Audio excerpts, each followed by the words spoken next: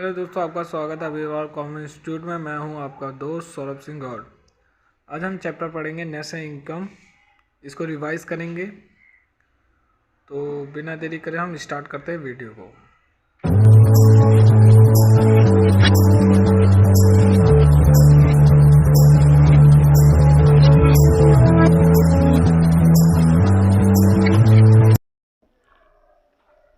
Start करते हैं video. पहला है आपका मैक्रो इकोनॉमिक्स। मैक्रो इकोनॉमिक्स का क्या मतलब होता है? तो देखो भाई, मैक्रो इकोनॉमिक्स का मतलब होता है जब हम कोई बड़े स्तर पर स्टडी करें तो मैक्रो इकोनॉमिक्स मतलब इकोनॉमी को अगर हम बड़े स्तर पर पढ़ेंगे तो वो मैक्रो इकोनॉमिक्स है। ये लिखा है macro economic is the study of aggregates economy variable of an economy. कि जब हम स्टडी करते हैं संपूर्ण स्तर पर, बड़े स्तर पर कह सकते हो आप, तो इसको मैक्रो इकोनॉमिक्स कहते हैं। चलो, दूसरा है आपका कंजम्पशन गुड्स।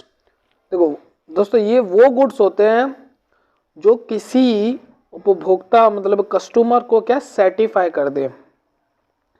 या आप लिख सकते हो those are final goods to satisfy their wants. मतलब क्या है कि जो एक कस्टमर की ज़रूरतों को अगर कोई वस्तु पूरा कर रही है तो उसको हम बोलेंगे कंजम्पशन गुड्स। चलो ठीक है, आप समझ गए होंगे।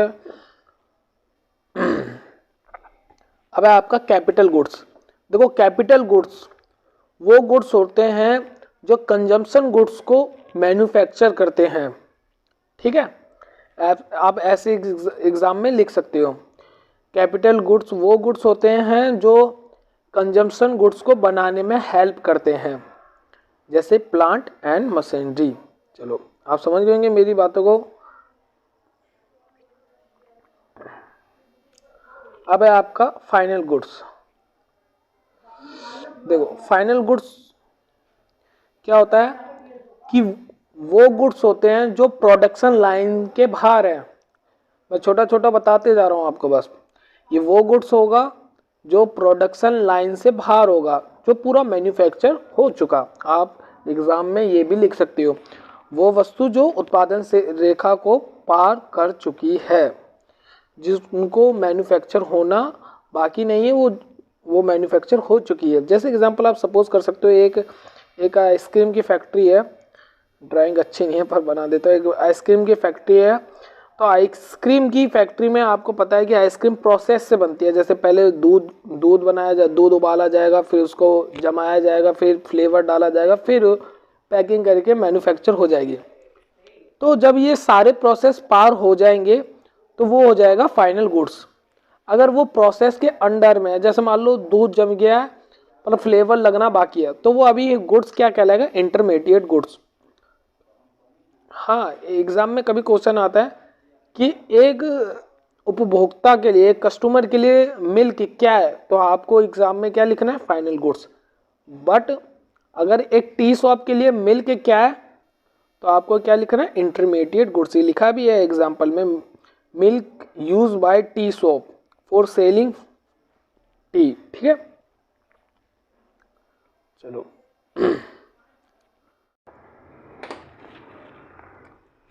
अब समझते हैं स्टॉक।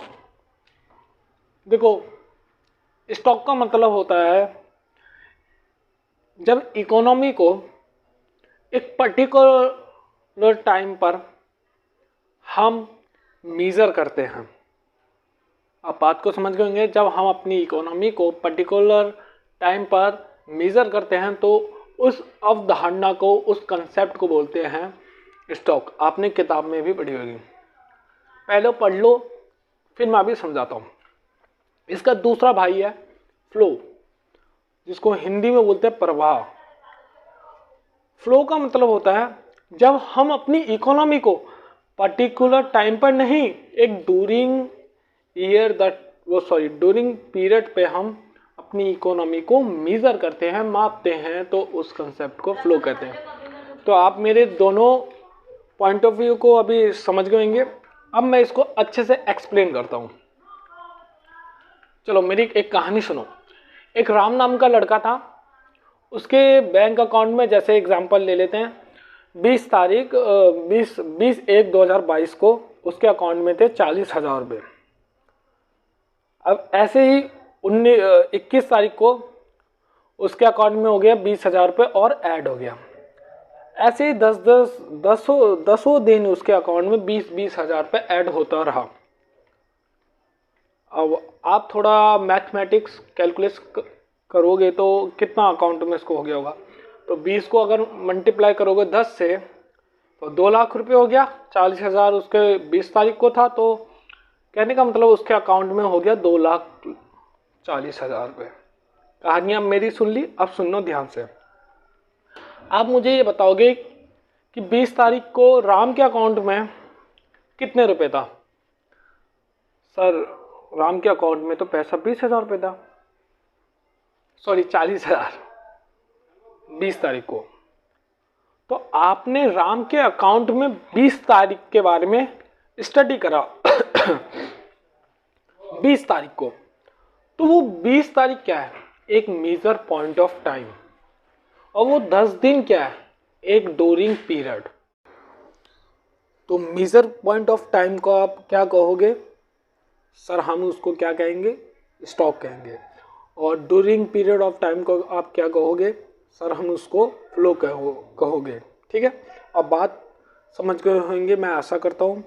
अगर आपको कोई भी क्वेरी हो, कोई भी प्रॉब्लम हो, तो आप हमें हमारी ईमेल एड्रेस पर क्वेश्चन पूछ सकते हो। चलो आगे बढ़ते हैं। अब आपने फ्लो के बारे में भी जान लिया, सॉरी। अब पढ़ते हैं इन्वेस्टमेंट। What is investment. देखो इन्वेस्टमेंट क्या होता है, तो इसमें लिख रखा है net addition made to existing stock of capital. कहने का कोशिश ये कर रहा है ये क्वेश्चन कि जो इन्वेस्टमेंट जो होती है ना, वो हमारी जो कैपिटल होती है ना, उसमें क्या एडिशन करती है, बढ़ाती है हमारी कैपिटल को। अब बात को ऐसे समझो, इन्वेस्टमेंट एक तरह का एक्सपेंस है। हाँ सर एक्सपेंस है। वो कैसा एक्सपेंस है, वो एक ऐसा एक्सपेंस होता है जिससे हमें फ्यूचर में क्या हो, प्रॉफिट हो। देखो इन्वेस्टमेंट का मतलब ही होता है कि एक ऐसा एक्सपेंस जो हमें फ्यूचर में क्या दे, प्रॉफिट दे, वो एक एक्सपेंस वो एक इन्वेस्टमेंट कहलाता है। ठीक है, अब मेरी बात को आप इन्वेस्टमेंट के बारे में समझ गए। हाँ सर समझ गए। अब होता है नेट इन्वेस्टमेंट। क्या होता है, तो देखो भाई नेट इन्वेस्टमेंट का मतलब होता है जो ग्रॉस इन्वेस्टमेंट है उसमें से आप क्या डेप्रिसिएशन को अगर माइनस कर दोगे तो जो अमाउंट बचता है वो होता है आपका नेट इन्वेस्टमेंट।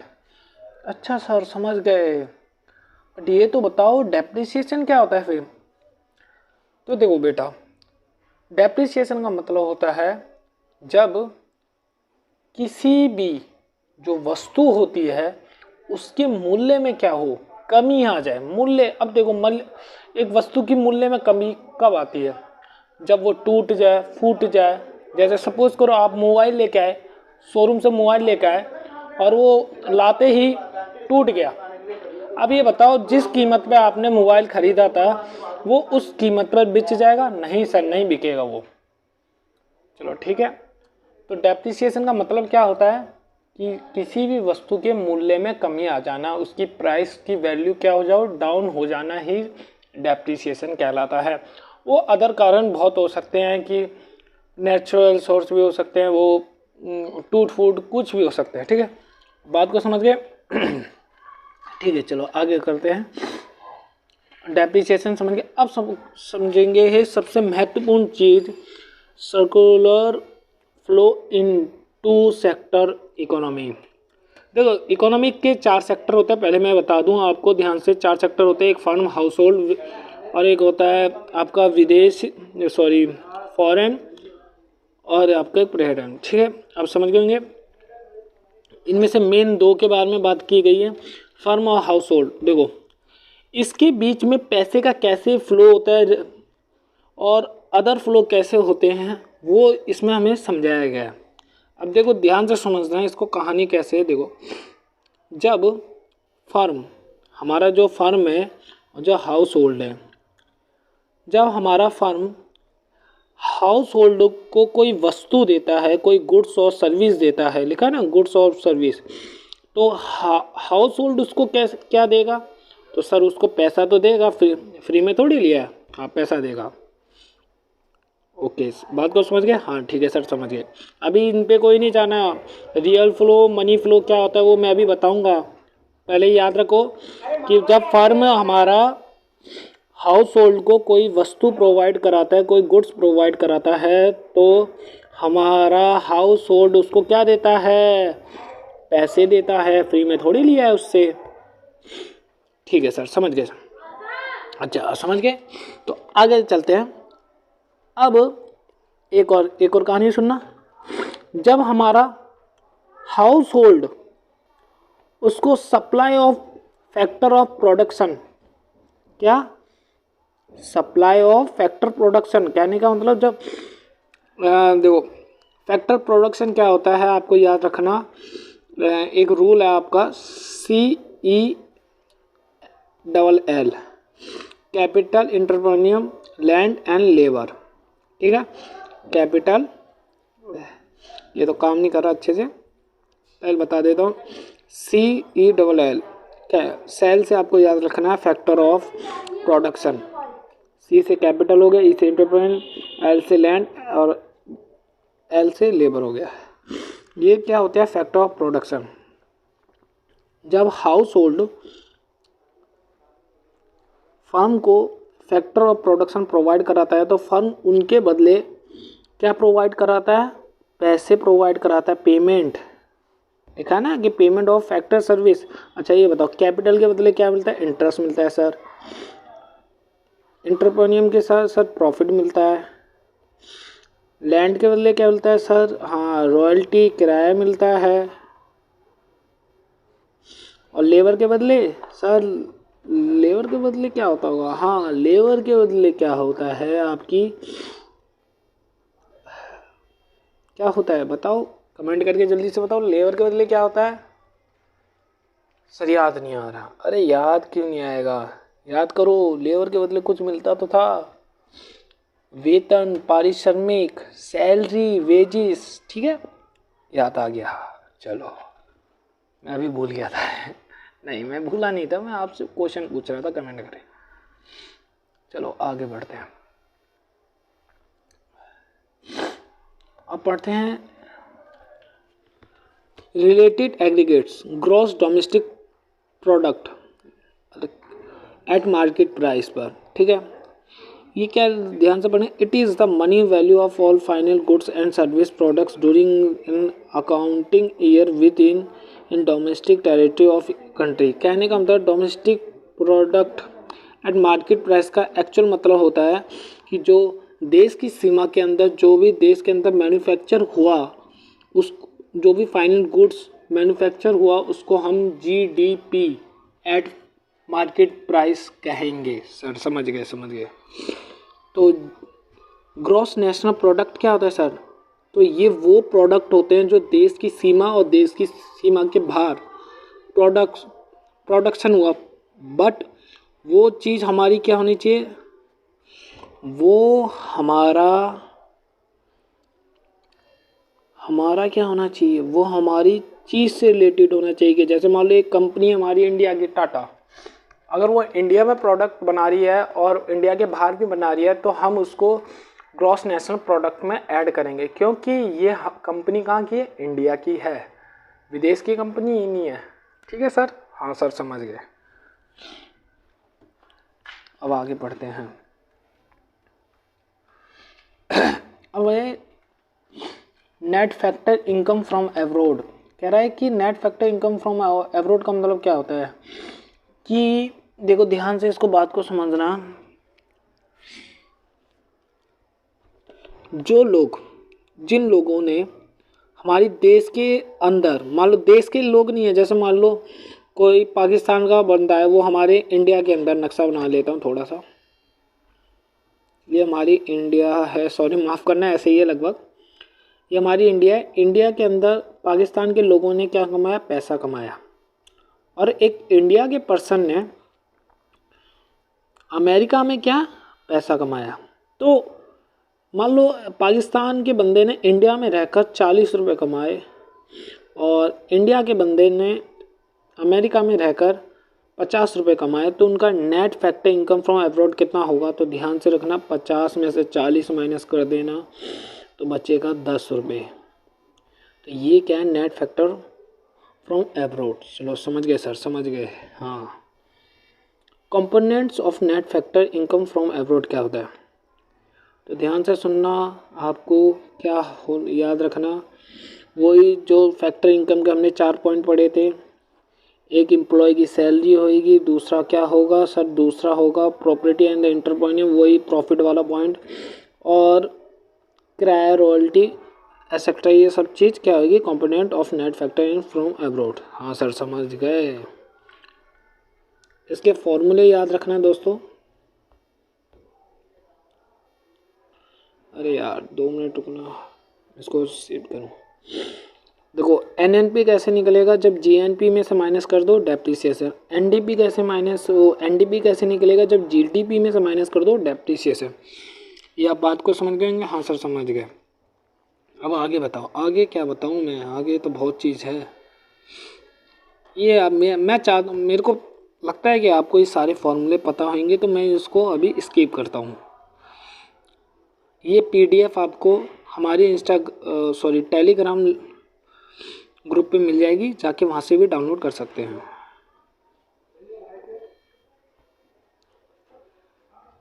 ये तो सर हमने बात कर ही ली इसके बारे में।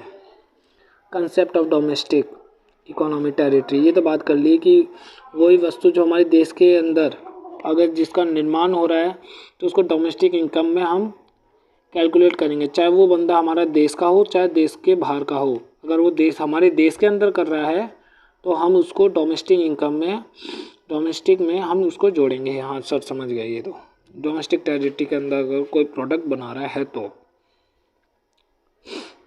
अच्छा, इसके स्कोप ऑफ आइडेंटिफाई ये पढ़ लेना। क्या है इसका पहला स्कोप है, political fronts of includes the territorial waters and space embassies embassy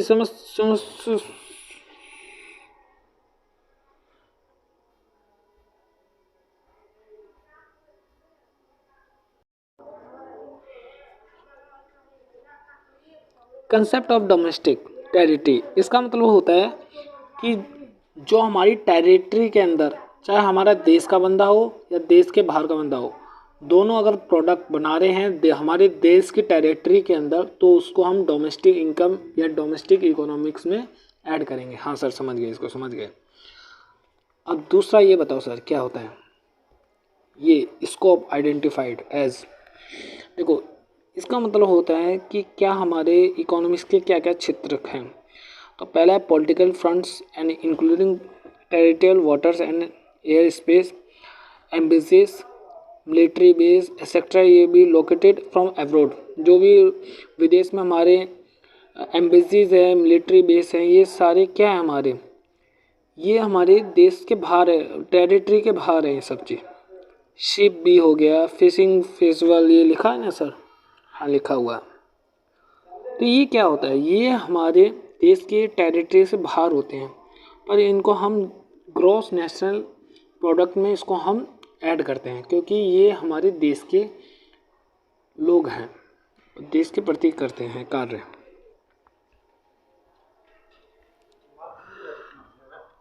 हाँ ये बताओ सर, क्या होता है रेजिडेंट, नॉर्मल रेजिडेंट। देखो ये वो नॉर्मल रेजिडेंट का मतलब होता है वो पर्सन जो हमारे देश के अंदर रहता है 1 साल से अधिक, और जिसका आर्थिक हित देश के अंदर हो। आर्थिक हित का मतलब होता है कि वो जो एक्टिविटी है इकोनॉमी, वो हमारी इंडिया में ही रहकर कर रहा है। जैसे वो पैसा कमा रहा है इंडिया में, और पैसा खर्च कहाँ कर रहा है, इंडिया के अंदर। तो इसका आर्थिक हित है, इकोनॉमिक्स एक्टिविटी वो कहाँ कर रहा है, हमारे देश के अंदर। तो वो क्या कहलाएगा, रेजिडेंट। अब ऐसा नहीं है कि वो मान लो उसका जन्म नहीं हुआ हमारे इंडिया में, तो वो रेजिडेंट नहीं कहलाएगा अगर उसका आर्थिक हित हमारे देश के अंदर हो। हाँ सर, समझ गए होंगे, तुम क्यों नहीं समझे होंगे। ये जो क्वेश्चन है मैं दिखाता हूँ आपको, इसका आपको जवाब मुझे देना है कमेंट्स में और जल्दी से बताना है इस क्वेश्चन का answer. Relation between national product and domestic product, ठीक है, कमेंट में जाके मुझे इसके आंसर बताना। अभी आपको मेथड बता रखा है, प्रोडक्ट मेथड कैसे निकलता है, वैल्यू एडिड मेथड कैसे निकलता है आपका, sales plus change in stock, ठीक है। अब चेंज इन स्टॉक कैसे निकलता है, क्लोजिंग स्टॉक में से माइनस क्या कर दो, ओपनिंग स्टॉक।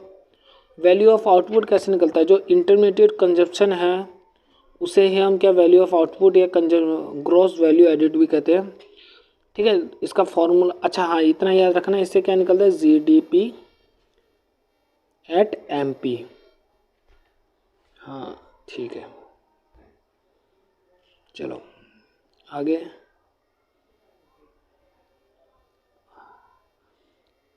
इनकम मेथड क्या, इनकम मेथड से क्या निकलता है आपको याद रखना है पहले, NNPFC। देखो हमने 4 factor of products, factor income product पढ़े थे, उसमें 4 चीज़ थी, रेंट हो गया, रॉयल्टी जिसे हम कह रहे थे, कैपिटल से आपको क्या मिलता है सर कैपिटल से इंटरेस्ट मिलता है, सेल हमने पढ़ा था ना, सेल वाला कंसेप्ट, CELL, तो कैपिटल से सर हमें मिलता है इंटरेस्ट,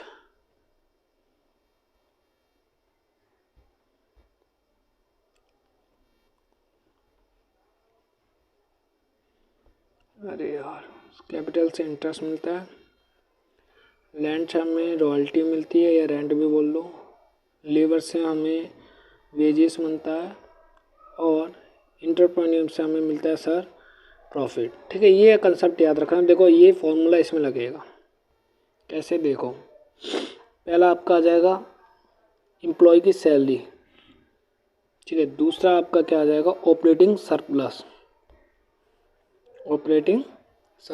उसके अंदर क्या कंपोनेंट्स होते हैं, रेंट, वही रॉयल्टी कह लो, इंटरेस्ट हो गया आपका, ठीक है। और तीसरा होता है आपका प्रॉफिट 3 भागों में बटा होता है, कॉर्पोरेट टैक्स, ठीक है, कॉर्पोरेट टैक्स, कॉर्पोरेट सेविंग और डिविडेंड, वो पैसा जो बांट दिया, वो पैसा जो सेव कर लिया, वो पैसा जो टैक्स के रूप में दे दिया।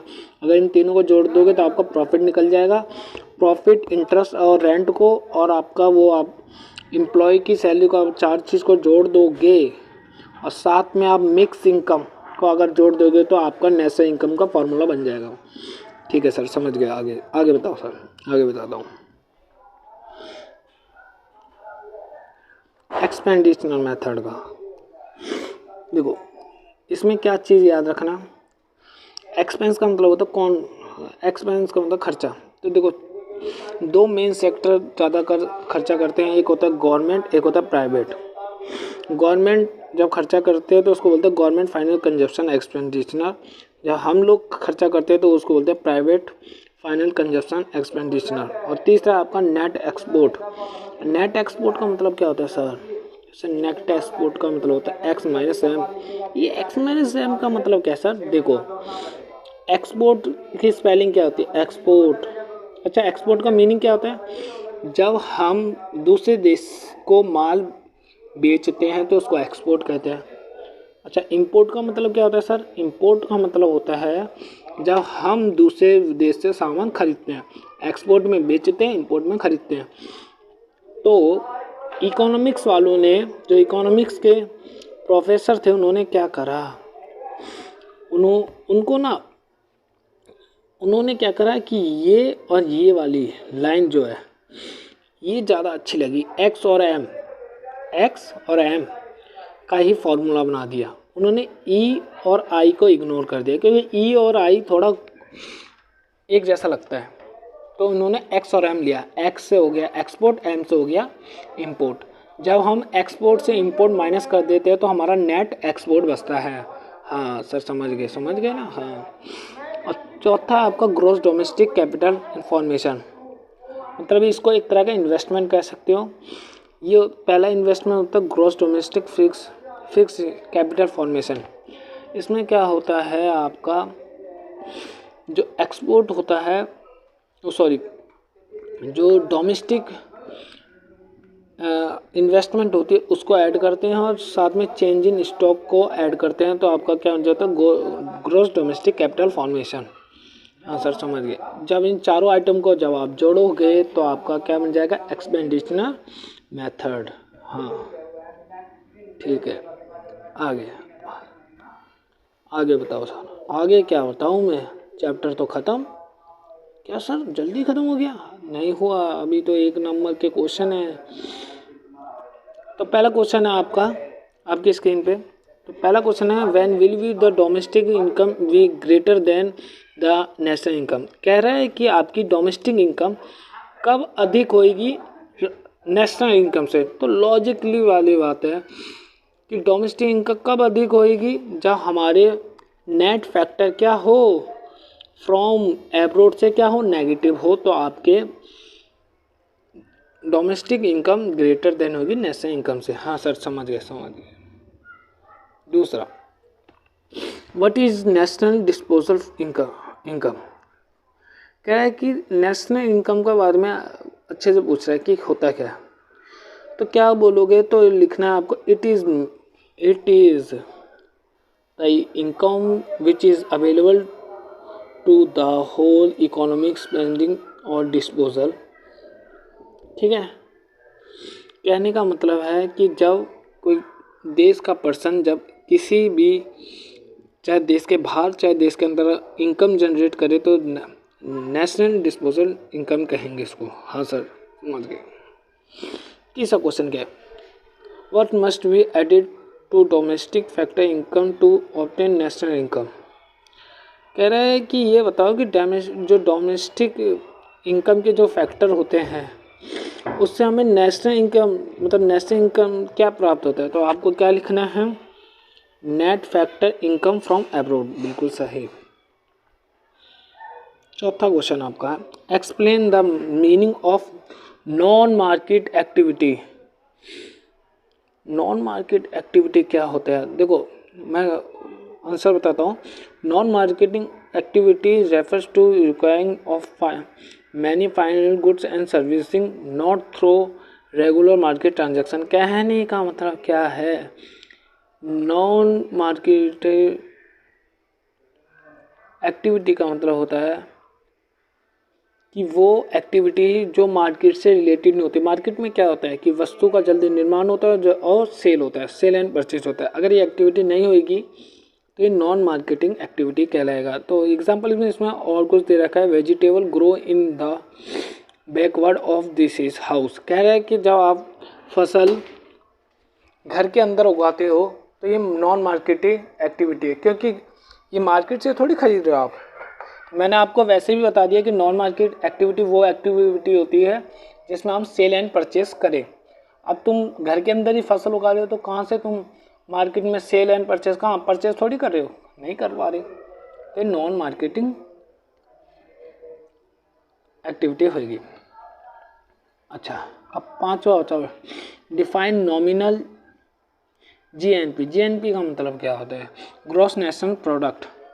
इसका मतलब होता है कि जब देश का एक पर्सन, देश का नॉर्मल रेजिडेंट देश की टेरिटरी के अंदर अगर फैक्टर इनकम जनरेट करता है या टेरिटरी से बाहर जनरेट करता है तो उसको ग्रॉस नेशनल प्रोडक्ट भी कह सकते हैं। तो ये लिखा है, इसके अंदर क्या लिखा है कि GNP measure is terms of current market price is called is nominal, क्या नॉमिनल जीएनपी। अच्छा, मार्केट प्राइस पे जब हम करते हैं तो उसको जीएनपी बताते हैं, इसमें थोड़ा अलग ही है।